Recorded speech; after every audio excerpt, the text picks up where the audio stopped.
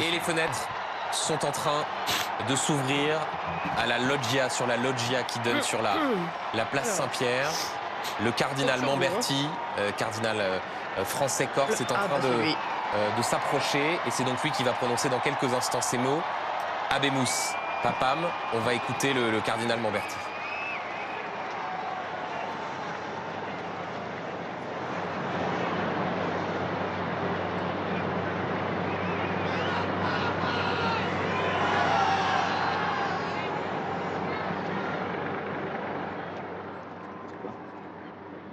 Annuncio vobis gaudium magnum.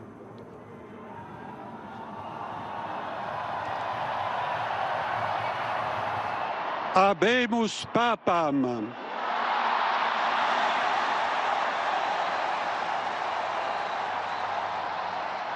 Eminentissimum, ac reverendissimum Dominum, Dominum Robertum Franciscum, Sancte Romane Ecclesiae, Cardinalem Prevost,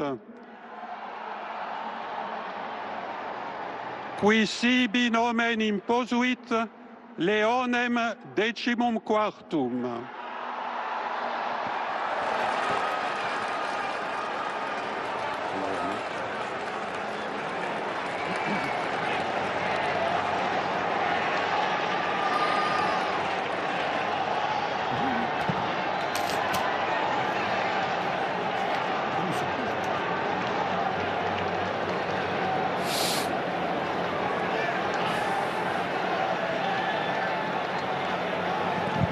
Et c'est un Américain, le cardinal Robert Francis Prévost, le préfet du Dicaster pour les évêques, qui a été créé par le pape François. C'était donc son premier conclave.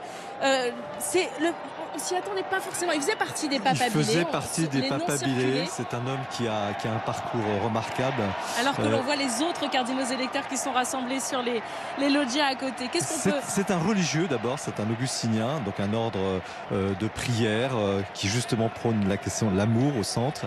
Et puis surtout, le pape l'avait appelé pour prendre le délicat dicaster des évêques, c'est-à-dire c'est lui qui choisissait avec d'autres cardinaux, dont d'ailleurs le cardinal Lavigne, les évêques. Et donc c'est une éminente responsabilité qui avait été occupée, on l'a vu tout à l'heure, par le cardinal Ouellet qui était sur la place Saint-Pierre.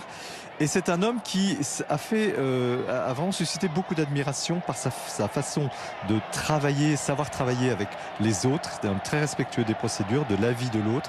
C'est un homme plutôt doux, plutôt effacé. On le dit très timide. Alors on verra comment il va devoir se conforter devant ces grandes foules. Mais un homme extrêmement, ce qui est frappant, c'est qu'il s'est fait en très peu de temps vraiment très respecté au Vatican. Et je dois dire qu'il faisait partie des papabilés très très sérieux, même si on disait c'est un Américain, parce que ça c'est l'autre aspect de la question. On disait oui, il est très bien, mais il est américain. Comment avoir le premier pape américain de l'histoire, alors que les États-Unis en ce moment ont un président très particulier qui imprime sur le monde entier une marque. Et beaucoup se disaient c'est pas possible d'avoir à la fois un président très fort et un pape américain. Eh bien, c'est la preuve que non, et que ce cardinal Prévost est un homme très timide, mais très précis. C'est quelqu'un qui ne va pas s'en laisser compter et qui, quand il faudra dire des choses, les dira. Léon XIV comme nom de pape, voilà qu'il s'est choisi, on avait mal entendu. Léon XIV, donc le nouveau pape a été élu, c'est un Américain, c'est le premier pape américain à avoir été élu, je parle sous le contrôle de Jean-Marie. De mémoire, évidemment il faudrait vérifier, mais effectivement c'est vraiment de ce point de vue une très grande surprise. L'homme effectivement était dans les listes de papabilés comme un candidat très sérieux, mais la nouveauté et la surprise, c'est que les cardinaux aient osé élire un pape Made in USA, si je puis dire. Made in Chicago, pour être précis. Chicago, un religieux, un homme, vous allez le voir, très doux, très simple, un très beau sourire, qui va être peut-être en face de ce président Trump. En attendant, ne politisons pas trop l'élection, mais tout de même, c'est là que se situe la grande nouveauté. le cardinal Prévost qui a donc été élu pape, qui va s'avancer dans quelques instants. Pour donner un peu son parcours, c'est un docteur en droit canon. Il connaît donc parfaitement tout le droit canonique et ce qui régit l'Église. C'est un missionnaire également. Il a été missionnaire au Pérou pendant 11 ans à la fin des années 80. Il parle donc parfaitement l'espagnol, parfaitement l'anglais et il parle aussi italien vu qu'il est membre de la curie. Il a beaucoup exercé. Il a exercé là depuis 2 ans au sein de la curie. On l'a dit, c'est le préfet du dicaster pour les évêques et il est aussi dans la continuité du pape François, notamment dans ce qu'il attend de ses missions ecclésiastiques, notamment dans ce qu'il attend des évêques, où il insiste pour que les évêques soient des pasteurs et ne soient pas des administrateurs. Et ça, le pape François, à plusieurs reprises, l'a demandé, que son église se remette au niveau de ses brebis, si je puis dire, d'avoir cette mission de pasteur. Et ça, pour le coup, le cardinal Prévost l'a aussi à cœur. Alors, très important, sa fonction, la nomination des évêques, montre que aussi le rôle de l'évêque va être remis au centre. C'était un des grands débats, peut-être un peu trop technique pour le dire maintenant, mais si vous voulez, il y avait des gens qui voulaient que la curie romaine reprenne un peu de pouvoir sur l'Église catholique alors que François l'avait délaissé.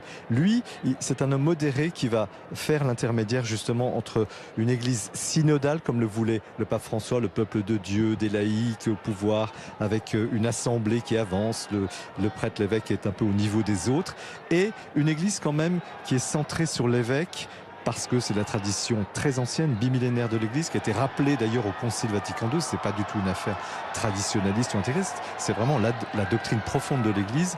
Et ce drapeau américain brandi, regardez. Le nouveau pape va être l'homme justement qui peut-être va réconcilier la structure centrale de l'Église qu'il connaît bien maintenant, puisqu'il y occupe une fonction éminente. C'est peut-être en ordre d'importance le 3e ou 4e au Vatican. Il va donc réconcilier peut-être cette Église qui a besoin d'une institution, et cette institution passe par le rôle de l'évêque, et le peuple de Dieu, ce grand élan que le pape François a donné, libérant en quelque sorte l'Église d'une chape cléricale.